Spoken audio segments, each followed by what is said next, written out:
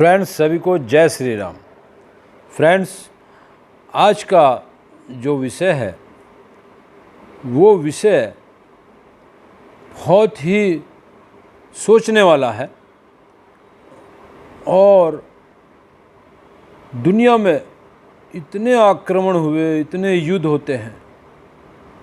लोग सोचते हैं कि लोगों ने परमाणु बम बना लिए, कंट्रियों ने परमाणु बम बना लिए या बहुत बड़ी पावरफुल बन गए, लेकिन परमाणु बम से क्या लोग दूसरे को जीत सकते हैं? परमाणु बम से लोग नहीं जीत पाए और ना ही जीत सकते हैं। जब जिन्होंने वेपन बनाए, विध्वंसक वेपन बनाए जो पूरी सृष्टि को तहस नहस कर सकते हैं, तो उन्होंने सोचा कि इससे तो पूरी सृष्टि तहस नहस हो जाएगी, फिर हमारी सत्ता कैसे स्थापित होगी। तो उन्होंने बड़े गंभीर रिसर्च किए, अपने लोगों को भेजा रिसर्च करने के लिए, और जब सभी जितनी भी सभ्यताएं हुई हैं वो किसी न किसी नेचुरल लॉ पर चली है, और जो सबसे ज़्यादा नेचुरल लॉ के करीब थी वही बची हुई है, बाकी सब चेंज हो गई हैं।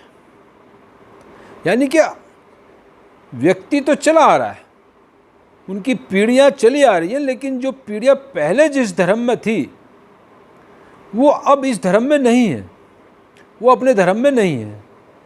तो जब दुनिया ने जब विध्वंसक वेपन्स बनाए तो उन्होंने सोचा कि हम इन पर राज कर लेंगे, तो उनको वो वेपन्स से राज करने का तरीका अच्छा नहीं लगा। फिर उनको सपोर्ट में रखा कि हम वेपन अपने पास रखे और धर्म परिवर्तन अगर करवा दें तो धर्म परिवर्तन एक उन वेपन से भी बड़ा आक्रमण होगा।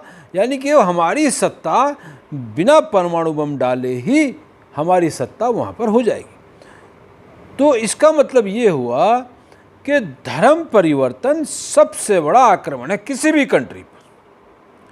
किसी भी कंट्री पर धर्म परिवर्तन सबसे बड़ा आक्रमण है, क्योंकि धर्म क्या होता है? धर्म हमारी सभ्यता, हमारी संस्कृत सबसे पुरानी सभ्यता का शब्द है।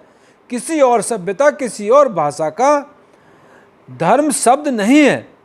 तो उन्होंने एक पैरेलल शब्द निकाले, मजहब और रिलीजन, और जब वो इंडिया में आए उन्होंने रिसर्च किया तो उन्होंने उनको भी धर्म कहना शुरू कर दिया, और धर्म कहकर हमारी सभ्यता को बार बार आक्रमण करके और किसी तरह से कमज़ोर करते चले गए, ताकि हम उनके मजहबों का, रिलीजनों का विरोध ना कर सकें। और उन्होंने धर्म परिवर्तन करवाना शुरू कर दिया। तो जबकि धर्म परिवर्तन से देखिए वो व्यक्ति वहीं रहा, लेकिन उस व्यक्ति का दिमाग वहाँ पहुँच गया जिसने उसका धर्म परिवर्तन करवाया। यानी कि उसका बिल्कुल कट ऑफ हो गया, चीज़ें हमारी यूज कर रहा है, हमारी सरकारी नीतियों का फ़ायदा उठा रहा है, हमारी ज़मीन यूज कर रहा है, हमारी ऑक्सीजन, हमारी सब चीज़ यूज कर रहा है, लेकिन उसका दिमाग हाईजैक करके कहीं और पहुँच गया जिसने उसका धर्म परिवर्तन करवाया। तो मेरा ये इसका निष्कर्ष है, मेरा ये संदेश है कि धर्म परिवर्तन किसी भी सभ्यता पर सबसे बड़ा आक्रमण है। और धर्म परिवर्तन अगर सबसे ज़्यादा हुआ है तो वो सनातन संस्कृति का हुआ है, धर्म का हुआ है, सनातन धर्म का हुआ है, वैदिक धर्म का हुआ है।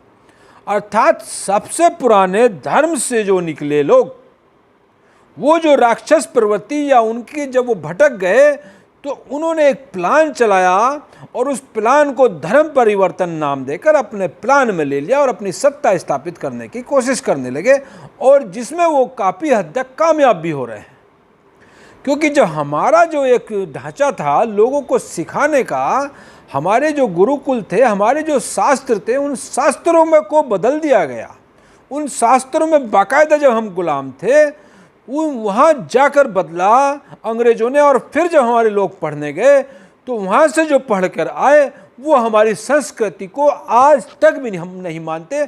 हमारे जो लोग हैं वो हमारी संस्कृति का आके विरोध करने लगे। जो हमने वहाँ पढ़ाने भेजे थे, हमारे लोगों ने बड़ा बड़ा पैसा खर्च करके वहाँ भेजा, और कुछ ने तो हमारे शास्त्रों को आके इंग्लैंड से जलाया यहाँ पर आके, यानी कि हमारे ही लोग देखिए।